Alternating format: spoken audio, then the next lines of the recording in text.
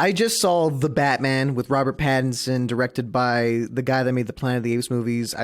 His name just completely went out of my brain. But I compiled the list of all the Batman movies that I've seen, movies that have featured Batman or featured Bruce Wayne in some capacity. So as you can see, the Joker's in here, Batman v Superman's in here, Suicide Squad's in here, because, you know, Batman's in it. So I'm going to be ranking every single one of these Batman films, from F tier being like garbage, D tier being like a dumpster fire, but like it's kind of enjoyable, C just being really boring or average, B being decent, A being good, and then S tier being like a masterpiece. Okay, this is gonna be spoiler free for the newest movie, The Batman, but it's not gonna be spoiler free for all the older movies, okay, because you've had plenty of time to go over them and see them all. Right, let's get going, starting with, of course, the original Batman. The original Batman, it does a good job. I'm gonna put it in B tier. It's directed by Tim Burton. It stars Michael Keaton and, of course, Jack Nicholson. Michael Keaton being Batman, Jack Nicholson being the Joker. This is the first time we've ever seen the Joker in a movie. And I'll be honest, Jack Nicholson's Joker is a lot different than the Joker that we're used to. He's not really like crazy. He's just like, he's like a mobster with makeup on. There's nothing too special about the Joker. They also make it so that in this movie, the Joker's the person that killed Bruce Wayne's parents, which is like fine. So there's like a connection there. But in general, I think the vibe is cool. The aesthetic that they did for this Batman movie is really good. Michael Keaton's kind of underrated. He's a pretty solid Bruce Wayne. I mean, back in the day, Michael Keaton was like the boy, you know? I think it's aged pretty meh. Like, I don't know if I could really go back and rewatch the original Batman movie and really enjoy it. Oh, the Batmobile. Oh, let me find you guys a picture of the Batmobile. I used to have this as a kid, this goofy little thing. I used to have that as a Hot Wheel as a kid. It was cool. All the homies loved that. So yeah, I think B tier is fair. I think this is really what catapulted superhero movies after this. I mean, not really. Like, it's not what catapulted superhero genre, but it really helped Batman get even more popular in the mainstream. Then we got Batman Returns. Batman Returns is actually pretty fun time. I almost want to say it's better than this Batman, but is it like A tier better, or is it like still B tier? I think it's better than the original Batman. Danny DeVito plays the Penguin, which is really cool. Michael Keaton still returns as Batman. And you'll see that throughout this like quadrilogy, they keep swapping Batmans, and it gets progressively worse. But I do think Batman Returns is really solid. I like Batman Returns. It's corny as heck, but it's like kind of taking itself less seriously, and it's kind of this fun, goofy Batman film. Danny DeVito as the Penguin is awesome. I forget who plays Catwoman. Michelle Pfeiffer. Yeah, Michelle Pfeiffer as Catwoman. That was a big deal.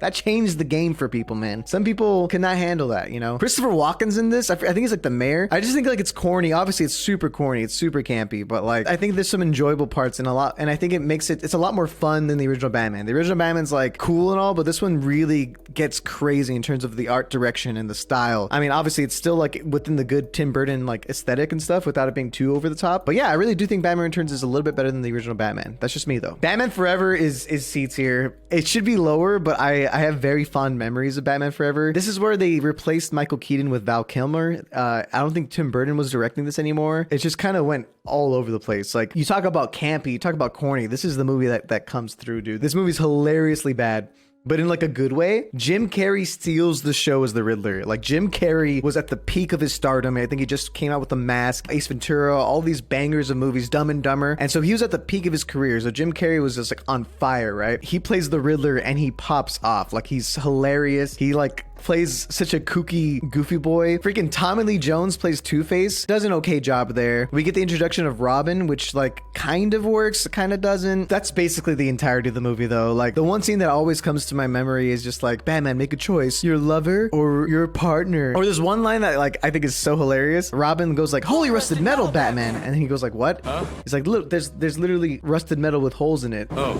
And like, it's a dumb joke. It's a dumb callback to like the Adam West movies and stuff. I think the movie is stupid, but I think it's like enjoyably stupid, which is why it belongs in C tier. But I think this is when it gets downhill really quickly with Batman and Robin. Batman and Robin is F tier. Batman and Robin is so garbage. It's like not even enjoyably bad. Like, okay, there's some parts that are like hilarious. Like the fact that he has a Batman credit card. Like, I think that was the funniest thing ever. But this movie was literally made to make money off toys, and it's clear. Arnold Schwarzenegger as the Mr. Freeze was so bad. Pretty hilarious. He has some amazing one-liners though. But yeah, Uma Thurman's really great as Poison Ivy. I think like Robin goes like, you can't have rubber lip gloss or whatever.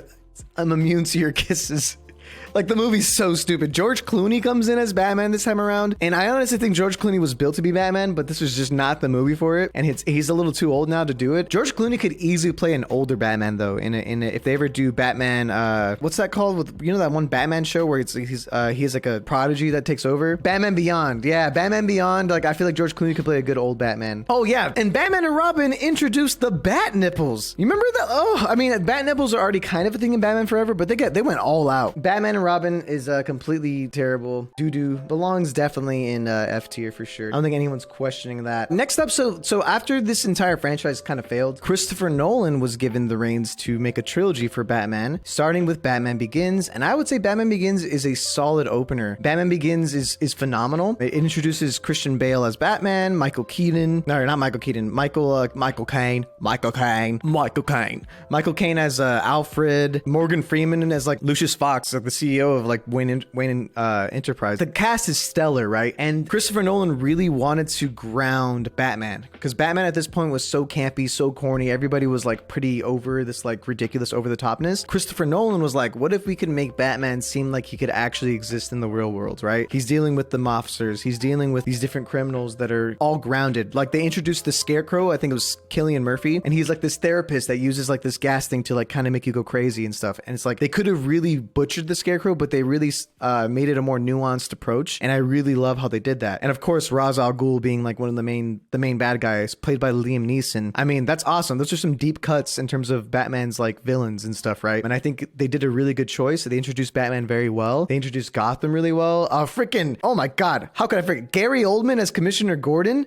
Mwah. Bless that man, dude. I feel like this is when Batman got really good, but obviously we got to talk about the next one. The Dark Knight belongs in S tier. The Dark Knight is, in my opinion, still the best superhero movie ever made, period. Nothing has ever been able to top The Dark Knight. That year, if a superhero movie was ever going to win an Oscar for Best Picture, it would have been The Dark Knight's year. And I think its competition was like really weak. Yeah, okay, its competition it didn't even get nominated for Best Picture, but its competition was Slumdog Millionaire, The Curious Case of Benjamin Button, Frost Nixon, Milk, and The Reader. 5 movies that I know for a fact nobody gives a flying about anymore, you know? It's a crying shame that both Best Director and Best Picture were not given, The Dark Knight was never given a nomination for both of these, because it was a phenomenal film, and the only reason it wasn't nominated is because it's a superhero movie. But thankfully, Heath Ledger, who played the Joker, and we'll talk about him in a second, won Best Supporting Actor. Unfortunately, it was posthumous because he died. Yeah, in all honesty, The Dark Knight is phenomenal. Let's talk about Heath Ledger. Heath Ledger played the Joker. He played a very, very different interpretation of the Joker, different than like Mark Hamill's animated Joker. That's been like the only real Joker we've gotten, and significantly different than Jack Nicholson's Joker. This Joker was really crazy, but it really showcased the reason why he was so obsessed with Batman. Like, Batman is what made him who he is. He would like always look at him and be like, we're the same. Like, you made me. Like, without you, there would be no me. Like, he's like, you complete me. And he's just so quotable. It's like, you want to know how I got these scars? Like, everyone was quoting the guy. Everybody fell in love with this version of the Joker. It became like super, super duper annoying. It became annoying because a lot of people would be dressing up as the Joker and being like, you want to see how I got these scars?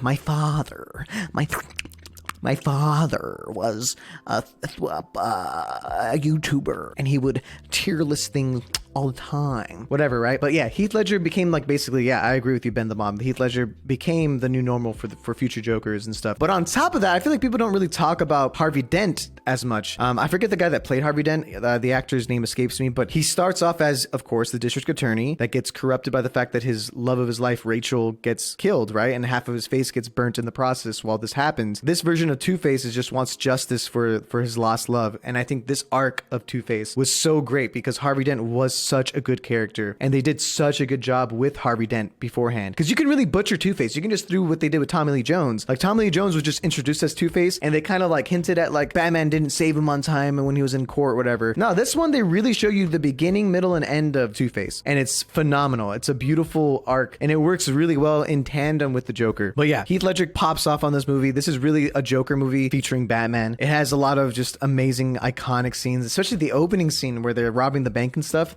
it's amazing. Yeah. So The Dark Knight is forever the best superhero movie for me, in my opinion. It's so good, and no superhero movie has gotten close. Infinity War has gotten close. Like I would say Infinity War is like right behind The Dark Knight, and then Endgame is like a little bit lower than them. Then we got The Dark Knight Rises, and I hate this movie. Like we saw it the other day. When I first saw it, when it first came out, I was like in high school. I genuinely thought it was decent, right? But the more you think about it, the worse it gets. So I'm putting it in deets here, and let me explain why. This movie is so bad, and it's sad because like you could suspend some of your disbelief in like The Dark Knight and in Batman Begins because you have to do it for any movie, right? But this movie just doesn't make any sense logically. Like when you start to think about it, you're just like, this, it's so dumb. There's so many dumb things about it. Let's just talk about the dumb stuff first. Let me get out of the way. How did he get out of the cave? Like when you got out of the cave with like no money, no phone, no nothing, how did he get back into Gotham City? At this point, Gotham City is completely overrun by like Bane and his group of people. How did he get back into the city? Like how did he just do that? It just kind of happens out of nowhere. That's one thing. That's just an example, right? On top of that, when he gets back to the city and like saves Commissioner Gordon and all of them from walking out into like the frozen water and dying or whatever. So Commissioner Gordon is like walking on the ice path because it's like you had the choice between exile or death, and it's like death by exile, whatever. Like it's funny. Cillian Murphy as a Scarecrow comes back as like a judge. He walks out into the ice path, and then Batman comes and saves his life, and then he hands him like a fire stick thing that says like light it up, and then he lights it up, and a big old bat fire thing pops up on the bridge, right? And I'm just thinking, okay, Batman, you have literally like 10 hours before this like nuke is gonna explode.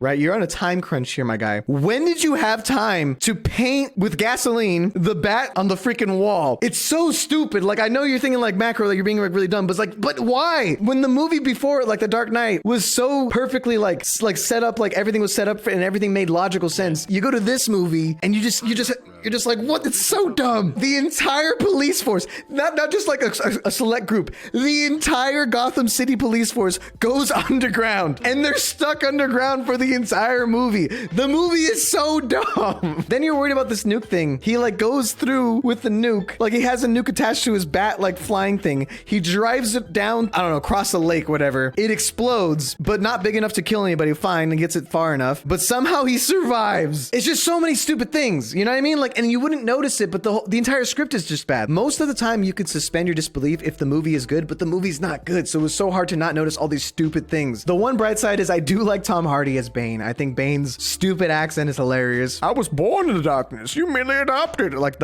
I think that is funny, but like good at the same time. The weird twist that Bane is essentially like Ra's al Ghul's daughter's henchman essentially is fine. That's why The Dark Knight Rises is a D tier. It's still a better movie than Batman vs. Robin, but please rewatch it. You're gonna laugh. Like watch it. It's fun. It's like it verges on so bad it's good territory. Like Joseph Gordon-Levitt is Robin, right? And he literally just knows that Bruce Wayne is Batman by a look. He's like, I just could see it in your face. And like, I just knew that you're Batman. Like, but Commissioner Gordon can't put two and two together. Like, I don't know. Movie sucks. Any Hoosers, the Christopher Nolan trilogy's gone, and then the MCU comes out. So DC is like super desperate to get into that MCU like niche, right? They're over here like, yo, MCU's making a ton of money by like putting all their superheroes together, right? Why don't we do the same thing? And so they release Man of Steel to be kind of like the starting point, and then they released Batman versus Superman, and my God, what a mess. I don't think it's as bad as Batman versus Robin, but it's worse than The Dark Knight Rises. I'm putting Batman versus Superman in D's here, dude. Batman versus Superman is just such a strange movie, man. Batman's motivation to want to kill Superman, or the entire like premise of how they meet is like completely hinged on Lex Luthor's very strange plan, and the battle stops. Like Batman was gonna win because he has like a full-on kryptonite armor suit. The battle stops because Superman says save Martha. He goes like save Martha, which just so happens to be Batman's mom's name. Like, they both have parents named Martha, fine. But like, also, if you're crying out to your mom, why would you call your mom Martha? Wouldn't you say like, save my mom? It's so dumb. Like, it's such a dumb thing. Like, why would you say that name?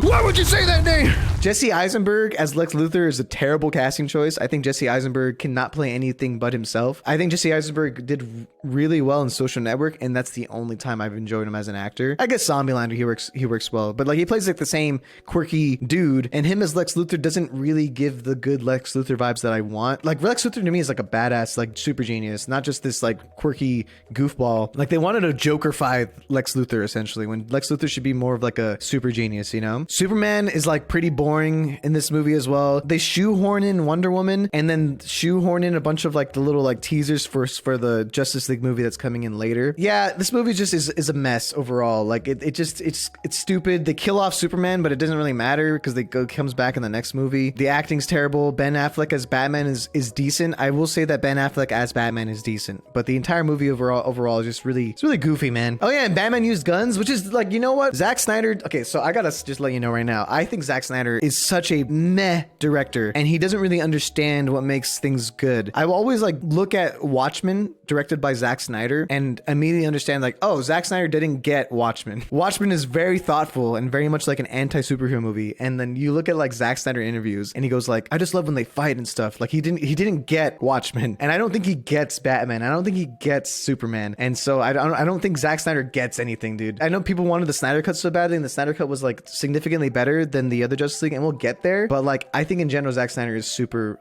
overrated. So yeah, D tier is where Batman vs Superman goes. I included Suicide Squad in here because I think it'd be fun to roast Suicide Squad real quick, because technically Ben Affleck Batflick is in it for like a second, so I'm gonna count it. Suicide Squad goes in F tier pretty easily. It's just a mess. This is just a mess of a film. Another case where like maybe if the director got more of their artistic vision in, that it wouldn't be as big of an issue, but we'll never know. Like when no one's asking for whoever directed this cut, but I've heard that the director had like a bunch of problems with suits just telling him like how to fix stuff. They essentially wanted to do like they had their own story going in, and then Guardians of the Galaxy got super duper popular, and so they're like, let's make this like Guardians of the Galaxy, like funny and quippy and whatnot, but it just didn't really work. So yeah, the original Suicide Squad is terrible. The acting is terrible. The plot doesn't make any sense. Harley Quinn being there doesn't make any sense. There was like very little quality going into it. The cinematography is bad. The actual art direction is bad. The costumes look terrible. Suicide Squad, by the way, fun fact, has an Academy Award for Best Makeup. If you ever want to tell your friend that Suicide Squad is a good movie, you can just say, hey, Academy Award winning Suicide Squad, just so you know. Yeah, the Joker being in it was really cringe. Jared Leto's Joker is awful. I hate Jared Leto's Joker. One of the worst interpretations of the Joker. They just made him like a worse Jack Nicholson version of the Joker. Suicide Squad is just a cringe movie, a total cringe fest. Everything about it is just so weird and so poorly done. Yeah, there was no color in Suicide Squad too. Like the follow-up with James Gunn, The Suicide Squad, is significantly better. I'd probably put that like in B tier. But yeah, this one is garbage. Lego Batman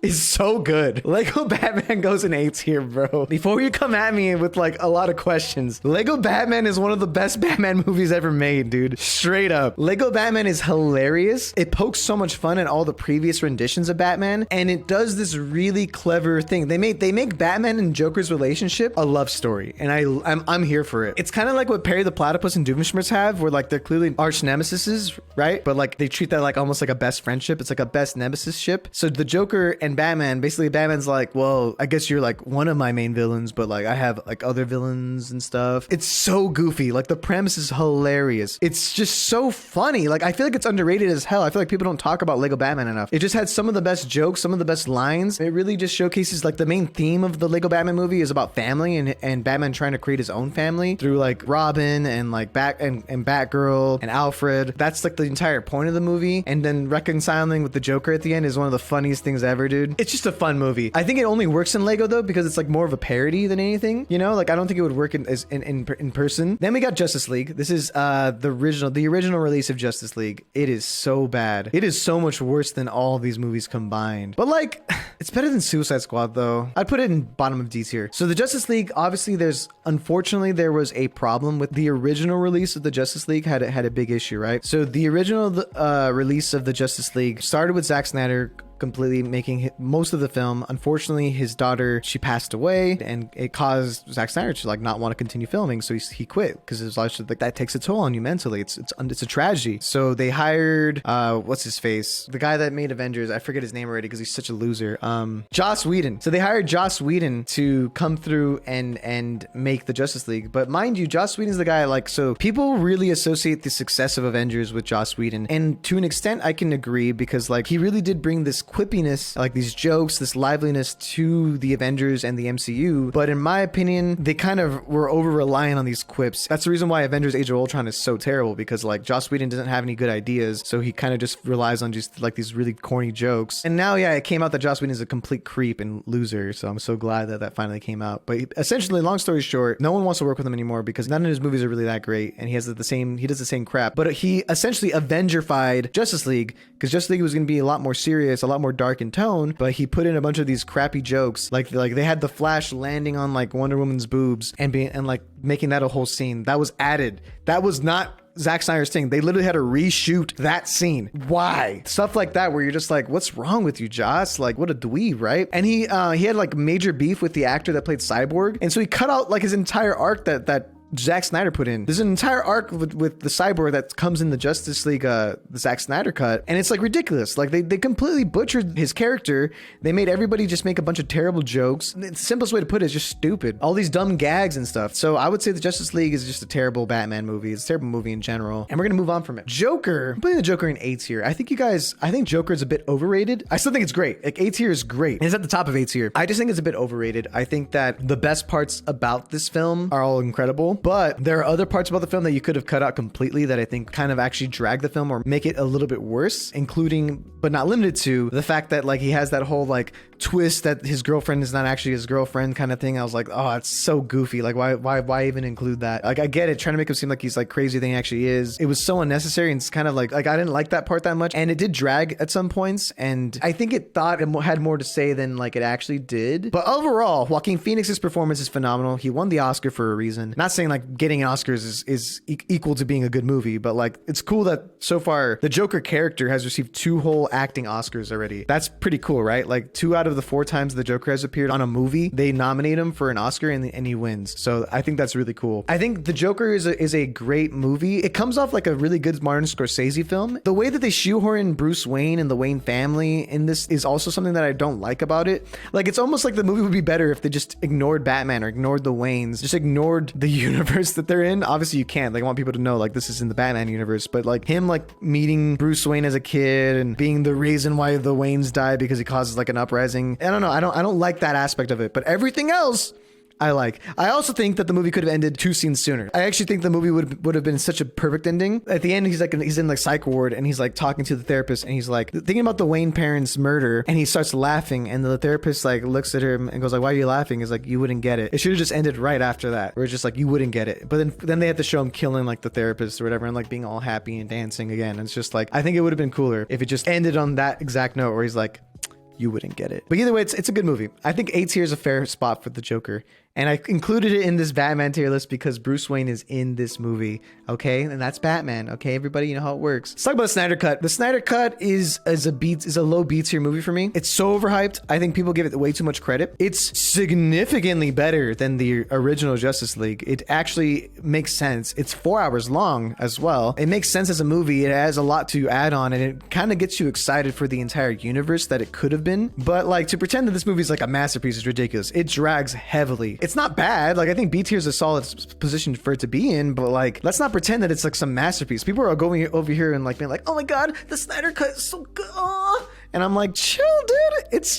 You're comparing it to Justice League, compare it to movies in general, and it's okay. Like, relax. Wait, Bruce Wayne is Batman? Shut up, chat. You guys are funny. But yeah, I think B tier fits for the Snyder Cut. That includes, in my opinion, one of the best additions or things that were cut from the original Justice League, which is, of course, Cyborg's entire arc and Cyborg's entire thing. And of course, the Flash going in and freaking saving the entire day. Oh my god, it's so cool. Like, they make the Flash cooler. They make Cyborg so much cooler. They make Wonder Woman cooler. Like, everybody is just so much cooler in this movie. And they're not making these stupid jokes. And when they do make jokes, the only person that makes jokes is the Flash, because that's his job. The Flash is the funny guy, you know? Not everybody's being the funny guy. It's not Marvel. And it's cool, man. I have not actually watched any of the other animated movies, except I have watched Under the Red Hood, and I think Under the Red Hood is phenomenal. I'm gonna put it in A tier. Under the Red Hood is so great. It's about Jason Todd, one of the original Robins, and like how he became like kind of like a crazy villain. And he's like blames Batman for it, blames the Joker caused it. Like he basically, Batman didn't save him on time, and so he thought he was dead, but he comes back as as like this crazy villain, and it's phenomenal, man. I just remember really enjoying it. The animation style is really good. In general, yeah, Red Hood's like an anti-hero. And this, yeah, he's like an anti-hero, but Batman still has to stop him because he's like still killing people. Yeah, Red Hood is phenomenal. Go watch it if you haven't. I think it's on Netflix. I'm not 100% confident of where it's located, but yeah. Then we got The Batman. Okay, so no spoilers here. I know you guys don't want to see spoilers. Go watch it. It's phenomenal. I'm gonna give my best. I'm gonna do my best to do a spoiler-free review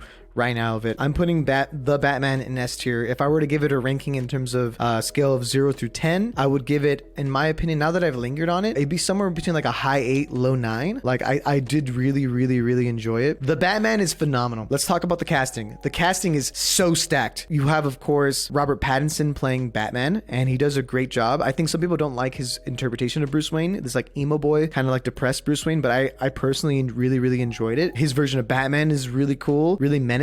Zoe Kravitz as Catwoman is great. I didn't realize how attracted I am to Zoe Kravitz, so after this movie, I literally like whispered in my wife's ears like, Zoe Kravitz, she's like attractive, and she's like, I've known that since Mad Max Fury Road. I was like, she was in that movie? I forgot she was even in that movie. But it's good. It's good. Freaking Colin Farrell as the Penguin. You doesn't even look recognizable. It's phenomenal. I forget the guy's name. He's from Westworld, but he plays Commissioner Gordon. I think it's a phenomenal casting choice as well. Paul Dano as the Riddler is sick. He just does the job so well. It's such a different interpretation of Riddler. It's like a Zodiac killer, detective, espionage, film noir style film. Like it really encapsulates what makes Batman so cool, because he's kind of being a detective in this. Like no other Batman movie has really captured the fact that Batman's the world's greatest detective. It's truly like this awesome mystery that you keep getting like really wrapped into and stuff. Like Jim Carrey's Riddler is cool too. Like I like Jim Carrey's Riddler, but this is just a very different interpretation of Riddler, and I love it. The entire like direction is crazy. The score is beautiful. The score is phenomenal. It has like this Darth Vader-esque vibe whenever Batman comes in. The cinematography is interesting. Like it's very dark. Like visually, the Gotham City is depressing and very dark. It makes you like not want to visit, but you're also like kind of excited to see where it's going to take you next, right? So casting's insane. The world building is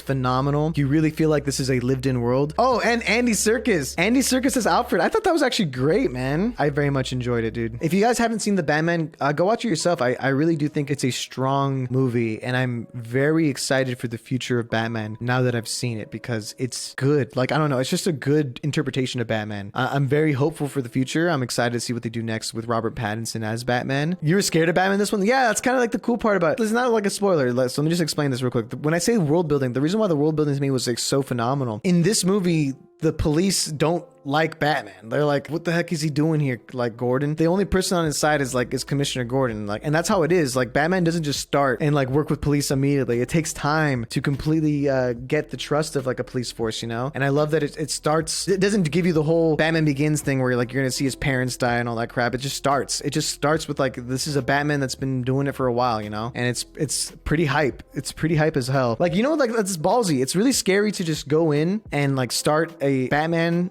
movie without giving a bunch of backstory of like, where did he come from? What's his backstory? Because I think it's smart to assume that most people watching the film know who Batman is, you know? Yeah, uses fear very well. Everything about it it's a good time, man. Whew, wow. So that is my tier list for all the movies that I've seen that include Bruce Wayne and Batman. There's a lot of duds, but a lot of good ones in between, you know?